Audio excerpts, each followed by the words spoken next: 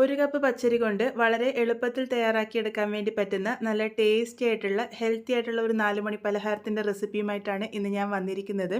ഇതെങ്ങനെയാണ് ഉണ്ടാക്കുന്നതെന്നൊക്കെ നമുക്ക് നോക്കാം.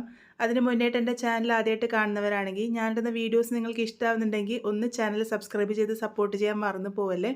സബ്സ്ക്രൈബ് ചെയ്യുമ്പോൾ തൊട്ടടുത്ത ബെല്ലൈക്കൺ പ്രസ് ചെയ്ത് ഓൾ എന്ന ഓപ്ഷൻ എനേബിൾ ചെയ്യുകയാണെങ്കിൽ ഞാനിടുന്ന വീഡിയോസിൻ്റെ നോട്ടിഫിക്കേഷൻ നിങ്ങൾക്ക് കിട്ടുന്നതായിരിക്കും. ഈ ഒരു പലഹാരം ഉണ്ടാക്കാനായിട്ട് ഞാനിവിടെ 1 കപ്പ് പച്ചരിയാണ് എടുത്തിരിക്കുന്നത്. ഇതൊന്ന് ആദ്യം നല്ലപോലെ കഴുകിയെടുത്തതിന് ശേഷം കുറച്ച് വെള്ളമൊഴിച്ച് 4 മണിക്കൂർ നേരം കുതിർക്കാൻ വേണ്ടി വെച്ചിരുന്നു. അങ്ങനെ കുതിർത്തെടുത്തിരിക്കുന്ന അരിയാണിത്. ഇതിൻ്റെ വെള്ളമൊക്കെ മാറ്റിയെടുത്തിട്ട് ഞാനിവിടെ മിക്സറിൻ്റെ ജാറിലേക്ക് ഇട്ട് കൊടുത്തിട്ടുണ്ട്. ഇതിൻ്റെ കൂടെ 2 ടേബിൾ സ്പൂൺ തേങ്ങ ചിരകിയതാണ് ചേർത്ത് കൊടുത്തിരിക്കുന്നത്. അതുപോലെ തന്നെ 2 ടേബിൾ സ്പൂൺ ചോറും കൂടെ ചേർത്ത് കൊടുക്കുന്നുണ്ട്. ഞാനിവിടെ മട്ടയരിയുടെ ചോറാണ് ഉപയോഗിച്ചിരിക്കുന്നത്. നിങ്ങൾക്ക് ഏത് ടൈപ്പ് അരിയുടെ ചോറ് വേണമെങ്കിലും ഉപയോഗിക്കാവുന്നതാണ്. 2 ടേബിൾ സ്പൂണാണ് ചേർത്തത്. ഇതിൻ്റെ കൂടെ 1/4 ടീസ്പൂൺ സാധാരണ ജീരകം അല്ലെങ്കിൽ ചെറിയ ജീരകമാണ് ചേർത്ത് കൊടുത്തത്. അതുപോലെ തന്നെ 1/2 ടീസ്പൂൺ ഏലക്ക പൊടിയും കൂടെ ചേർത്ത് കൊടുത്തിട്ടുണ്ട്. ഇനി ഇതിലേക്ക് ഒരു 1/4 ടീസ്പൂണിൻ്റെ പകുതി അളവ് ഉപ്പും കൂടെ ചേർത്ത് കൊടുക്കാം. ഇനി ഇതിലേക്ക് 1 കപ്പ് വെള്ളമാണ് ഒഴിച്ച് കൊടുക്കേണ്ടത്. 1 കപ്പ് വെള്ളം ഒഴിച്ച് നല്ല ഫൈനായിട്ട് തന്നെ ഇതൊന്ന് അരച്ചെടുക്കണം. നല്ല സ്മൂത്തായിട്ട് അരച്ചെടുക്കാൻ വേണ്ടി ശ്രദ്ധിക്കുക. ഈ ഒരു കൺസിസ്റ്റൻസിയിലാണ് നമ്മളുടെ കൂട്ടുണ്ടാകുക. ഇതിൻ്റെ ഒരു കൂട്ടെന്ന് പറഞ്ഞാൽ ഒരല്പം ലൂസായിട്ട് തന്നെയാണ് വേണ്ടത്. അപ്പോൾ അതാ ഈ ഒരു പാകത്തിന് നമ്മളുടെ കൂട്ട് ഇവിടെ റെഡിയാക്കി വെച്ചിട്ടുണ്ട്. ഇനി ഇതിലേക്ക് ആവശ്യമായിട്ടുള്ളത് കുറച്ച് തേങ്ങാക്കൊത്താണ്. അപ്പോൾ ഞാനിവിടെ ഒരു പാൻ അടുപ്പിൽ വെച്ചിട്ടുണ്ട്. അതിലേക്ക് ഏകദേശം 1 ടേബിൾ സ്പൂൺ എണ്ണയാണ് ഒഴിച്ചു കൊടുത്തിരിക്കുന്നത്. ഞാനിവിടെ വെളിച്ചെണ്ണയാണ് ഉപയോഗിച്ചിരിക്കുന്നത്. നിങ്ങൾക്ക് നെയ്യിൽ വേണമെങ്കിലും ഇത് മൂപ്പിച്ചെടുക്കാവുന്നതാണ്. അതിലേക്ക് ഏകദേശം 2 ടേബിൾ സ്പൂണോളം തേങ്ങാക്കൊത്തിട്ട് ഒന്ന് നല്ലപോലെ മൂപ്പിച്ചെടുക്കാം. അതിൻ്റെ കളറൊക്കെ മാറി ഒരു ലൈറ്റ് ഗോൾഡൻ ബ്രൗൺ കളർ ആകുന്നത് വരെയാണ് ഇതൊന്ന് മൂപ്പിച്ചെടുക്കേണ്ടത്. ഇതിപ്പോൾ അതാ കളറൊക്കെ ഒന്ന് ചെറുതായിട്ട് മാറി വന്നിട്ടുണ്ട്. ഈ ഒരു പാകാവുന്നത് വരെ മൂപ്പിച്ചെടുത്തതിന് ശേഷം ഞാനിത് മാറ്റിയെടുത്തിട്ടുണ്ട്.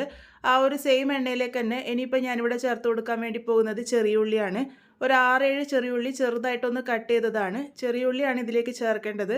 ഇതിനി ഒന്ന് ലൈറ്റ് ഗോൾഡൻ ബ്രൗൺ കളർ ആകുന്നത് വരെ നല്ല പോലെ തന്നെ ഒന്ന് മൂപ്പിച്ചെടുക്കാം. ഈ ഒരു പാകാകുന്നത് വരെയാണ് ഇതൊന്ന് വഴറ്റിയെടുക്കേണ്ടത്. ഇതിപ്പോൾ പാകത്തിന് റെഡി ആയിട്ടുണ്ട്. ഇത് നമുക്ക് നേരത്തെ മാറ്റി വെച്ചിരിക്കുന്ന തേങ്ങാക്കൊത്തിൻ്റെ കൂടെ ഇട്ട് കൊടുക്കാം. ഇനി ഈ ഒരു സെയിം പാനിലേക്ക് തന്നെ ഞാനിവിടെ ശർക്കരയാണ് ചേർത്ത് കൊടുക്കാൻ വേണ്ടി പോകുന്നത്.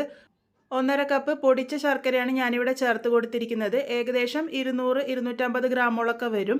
നിങ്ങൾക്ക് മധുരം കുറച്ച് മതിയെന്നുണ്ടെങ്കിൽ ശർക്കരേൻ്റെ അളവ് കുറക്കാവുന്നതാണ്. ഇതിലേക്ക് 1/2 കപ്പ് വെള്ളം ഒഴിച്ചിട്ട് ശർക്കര പാനിയാക്കി എടുക്കാം. ഇതിന് നൂൽപ്പരുവൊന്നും ആക്കേണ്ട ആവശ്യമില്ല. ആ ഒരു ചേർത്ത് കൊടുത്തിരിക്കുന്ന ശർക്കരയൊക്കെ നന്നായിട്ട് മെൽട്ടായിട്ട് വന്ന് ഒന്ന് പതഞ്ഞ് വന്നാൽ മാത്രം മതിയാകും. അപ്പോൾ ഈ ഒരു പാകത്തിന് ഇപ്പം നല്ല പോലെ തന്നെ ഒന്ന് പതഞ്ഞ് വന്നിട്ടുണ്ട്.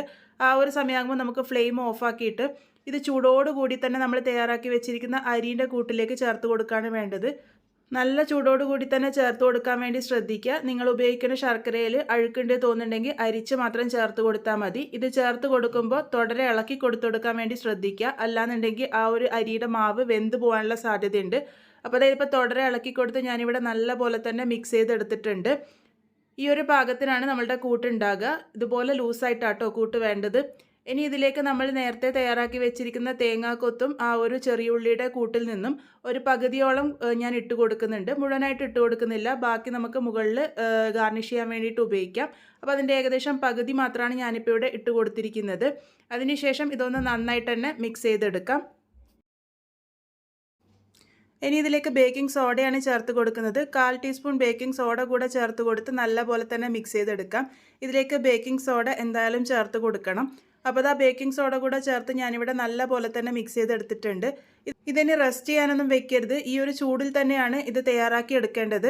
അപ്പോൾ ഞാനിപ്പോൾ ഇവിടെ വെള്ളയപ്പൊക്കെ ഉണ്ടാക്കുന്ന ആ ഒരു ചട്ടിയിലാണ് ഇത് തയ്യാറാക്കി എടുക്കാൻ വേണ്ടി പോകുന്നത്. ഒരല്പം നെയ്യൊന്ന് തടവി കൊടുത്തിട്ടുണ്ട്. അതിൻ്റെ മുകളിലായിട്ട് കുറച്ച് വെളിച്ചെണ്ണ കൂടെ ഒഴിച്ചു കൊടുത്തിട്ടുണ്ട്. നിങ്ങൾക്കിത് മുഴുവനായിട്ട് നെയ്യിലോ അല്ലാന്നുണ്ടെങ്കിൽ മുഴുവനായിട്ട് വെളിച്ചെണ്ണയിലോ തയ്യാറാക്കി എടുക്കാവുന്നതാണ്.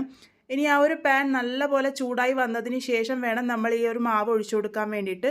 2 തവി മാവ് ഞാനിവിടെ ഒഴിച്ചു കൊടുത്തിട്ടുണ്ട്. ഈ ഒരു സമയത്തൊക്കെ ഫ്ലെയിം ഹൈ ആണ്. ഇതിൻ്റെ മുകളിലേക്ക് നമ്മൾ നേരത്തെ മാറ്റി വെച്ചിരിക്കുന്ന ആ ഒരു തേങ്ങയുടെയും ചെറിയുള്ളിയും മിക്സ് ഒന്ന് ചേർത്ത് കൊടുത്തിട്ടുണ്ട്. ഒന്ന് എല്ലാ ഭാഗത്തേക്ക് എത്തുന്ന രീതിക്ക് ഒന്ന് സ്പ്രെഡ് ചെയ്ത് കൊടുത്തതിന് ശേഷം അടച്ച് വെച്ച് കൊടുക്കാം. അടച്ച് വെച്ച് കഴിഞ്ഞാൽ പിന്നെ ലോ ഫ്ലെയിമിലോട്ടേക്ക് ആക്കി വെക്കണം. ഏകദേശം 5 മിനിറ്റ് നേരം ലോ ഫ്ലെയിമിൽ വെച്ചിട്ട് വേണം ഇത് കുക്ക് ചെയ്തെടുക്കാൻ വേണ്ടിയിട്ട്. ആ ഒരു സമയമാകുമ്പോഴേക്കും ഇത് പാകത്തിന് റെഡിയായി വന്നിട്ടുണ്ടാകും. ഇത് നല്ല പോലെ തന്നെ പൊങ്ങിയൊക്കെ വരും. അതുപോലെ അരികുകളൊക്കെ നല്ല ക്രിസ്പി ആയിട്ട് വന്നിട്ടുണ്ടാകും. ഇതിപ്പോൾ പാകത്തിന് റെഡിയായി വന്നിട്ടുണ്ട്. ഇതേപോലെ തന്നെ ബാക്കിയുള്ളതൊക്കെ തയ്യാറാക്കി എടുക്കാം. ബാക്കി അടുത്ത കൂട്ട് ഒഴിക്കുന്നതിന് മുന്നേയും പാന് നല്ലപോലെ ചൂടായിട്ടിരിക്കാൻ വേണ്ടിയിട്ട് ശ്രദ്ധിക്കണം കേട്ടോ. ആ ഒരു കാര്യം മാത്രം ശ്രദ്ധിച്ചാൽ മതി. ബാക്കിയൊക്കെ നേരത്തെ പറഞ്ഞതുപോലെ തന്നെ ചെയ്തെടുക്കാവുന്നതാണ്. അപ്പോൾ അതാ നല്ല ആരോട് കൂടിയിട്ടുള്ള നമ്മളുടെ പലഹാരം ഇവിടെ റെഡി ആയിട്ടുണ്ട്. നമ്മളിന്നിവിടെ ഉണ്ടാക്കിയിരിക്കുന്നത് കുഞ്ഞിക്കലത്തപ്പാണ്. ഒരു മീഡിയം മധുരത്തോട് കൂടിയിട്ടുള്ള നല്ലൊരു ഈവനിങ് സ്നാക്കാണ്. ചായയുടെ കൂടെയൊക്കെ കഴിക്കാൻ വേണ്ടി പെർഫെക്റ്റ് ആയിട്ടുള്ള ഈ ഒരു സ്നാക്ക് നിങ്ങൾ എന്തായാലും ട്രൈ ചെയ്ത് നോക്കൂ. ട്രൈ ചെയ്ത് ഫീഡ്ബാക്സ് ഒക്കെ പറയാൻ മറക്കരുത്. വീണ്ടും ഒരു നല്ല റെസിപ്പിയുമായി കാണാം.